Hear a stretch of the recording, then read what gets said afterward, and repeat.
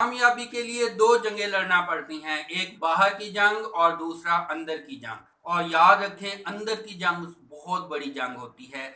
जो इंसान अपने अंदर की जंग लड़ लेता है, जीत जाता है, वही बाहर कामयाब होता है।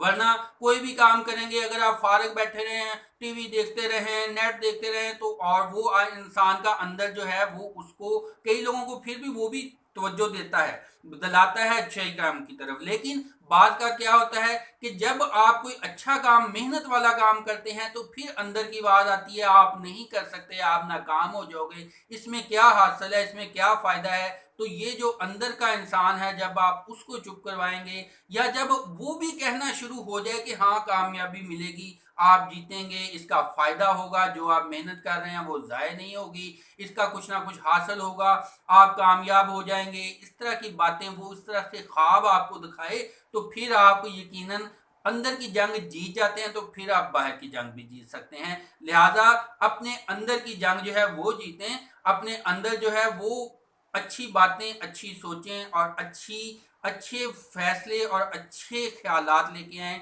वही आपको कामयाबी की तरफ लेके जाएंगे। Wish you are very good luck.